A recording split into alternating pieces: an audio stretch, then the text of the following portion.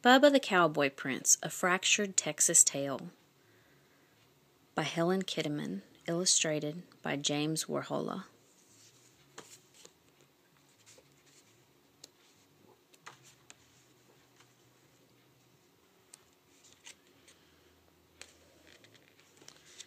There's the wicked stepdaddy, and Bubba, Dwayne, and Milton.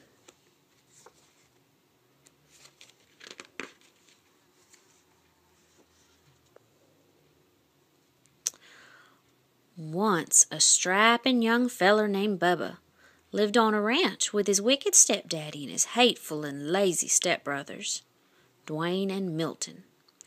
Bubba's stepdaddy spoiled Dwayne and Milton no end, but Bubba worked from sun up to sundown doing the chores of 3 ranch hands. Bubba never complained, though. He loved ranching.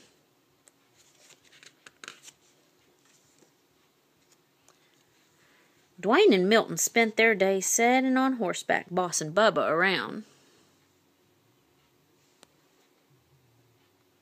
"Get them dogies along there, Bubba," ordered Dwayne.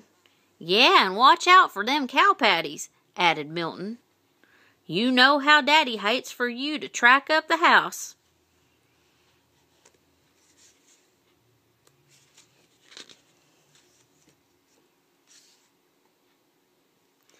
Now, Miss Lurleen, who lived down the road a piece, was the purtiest and richest gal in the county.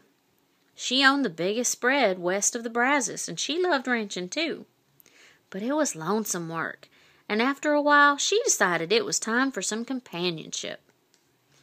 "I aim to find myself a feller," she said, "one who loves ranching as much as I do. And it wouldn't hurt if he is cute as a cow's ear either." Miss Lurleen decided to throw a ball. She sent invitations to all the ranchers in Texas.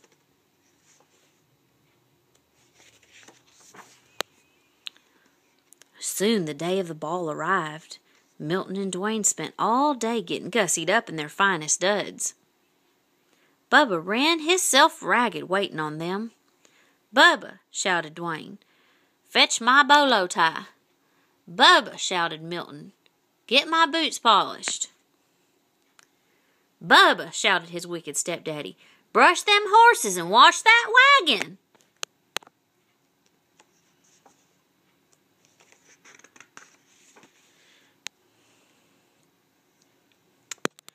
By the time Dwayne and Milton and their wicked daddy were ready to go, Bubba was exhausted.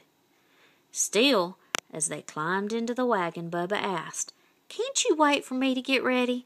I want to dance with Miss Lurleen too." Dwayne and Milton, their wicked daddy, hooted and hollered. "Why, you're sorrier than a steer in a stockyard," said Dwayne. "Can you imagine Miss Lurleen dancing with the likes of you?" said Milton. "Miss Lurleen wouldn't even wipe the dirt clods off her boots with that raggedy shirt of yours.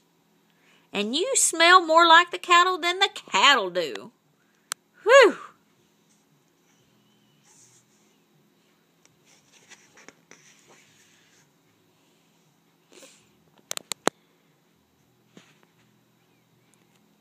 Bubba took a look at himself. It was true. He didn't have a decent shirt to wear. His boots were downright disgraceful. And he did smell a bit rough. Milton and Dwayne were right. Miss Lurleen wouldn't dance with the likes of him. Bubba hung his head. He felt lower than a rattlesnake in a gully. Milton and Dwayne and their wicked daddy went on off to the ball. Bubba mounted his horse and headed for the pasture to check on the herd. The sky was getting darker than a black bull at midnight. It looked like a Texas thunderstorm was a-brewing.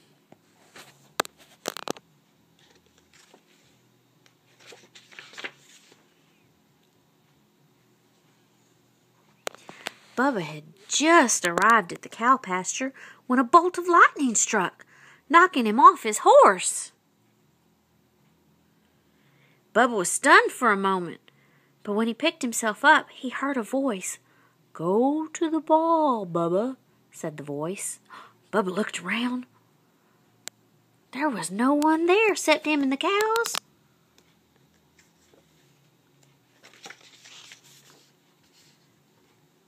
Now Bubba figured he'd bonked the bejeebers out of his bean, 'cause the voice was a-comin' from a cow. She chewed her cud for a moment, then said, "I am your fairy god cow, and I can help you go to the ball." Bubba sat up, rubbing his head.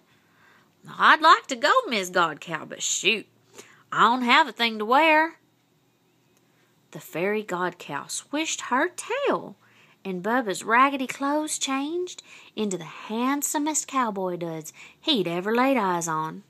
His jeans were crisp, his boots were shiny, his shirt was dazzling, and his Stetson was whiter'n a new salt lick. "Why, I look downright purty," said Bubba.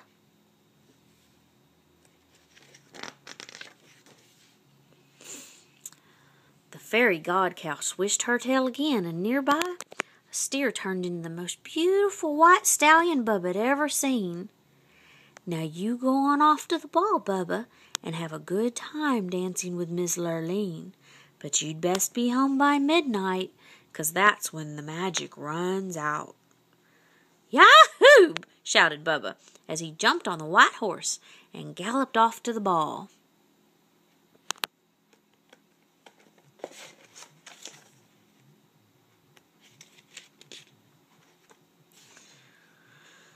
Well, when Bubba arrived, the hoedown was in full swing.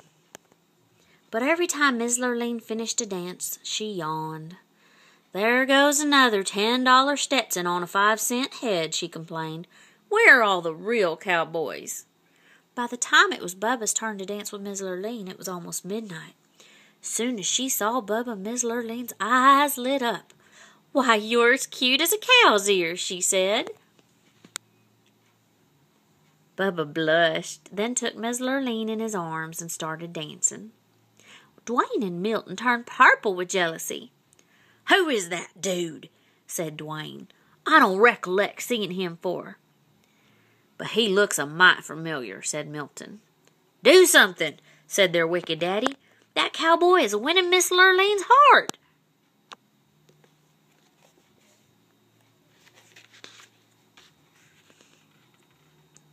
As it turned out, Dwayne and Milton didn't have to do a thing, because Bubba and Miss Lurleen were in the middle of a do-si-doing when the clock struck midnight.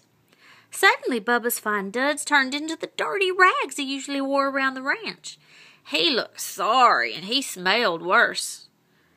"Ooh, what is that awful smell?" asked Milton. "Why, it's Bubba!" shouted Dwayne. Bubba turned 14 shades of red, apologized to Miss Lurleen, and ran out of the room.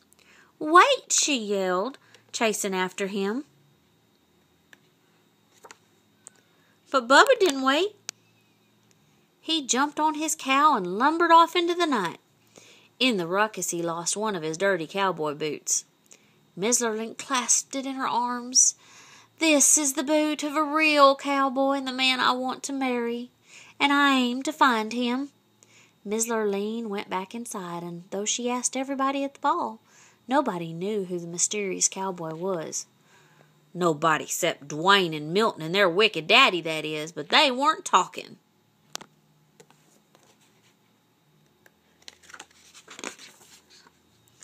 The next day, Miss Lurleen went from ranch to ranch looking for the cowboy who owned the boot.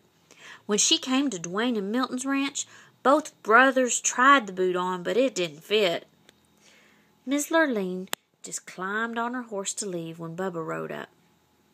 He was dirty and sweaty and smelly from working with the cows, and he was only wearing one boot.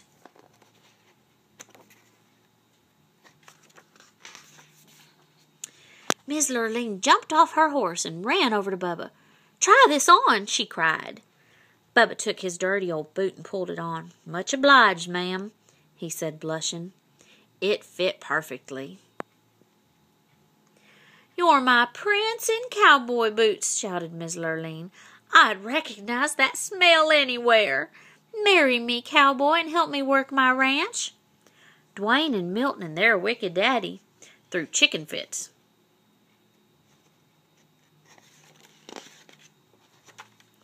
But Bubba just smiled, and he and Miss Lurleen rode off into the sunset. They lived happily ever after, roping and cow-poking and getting them dogies along. The end.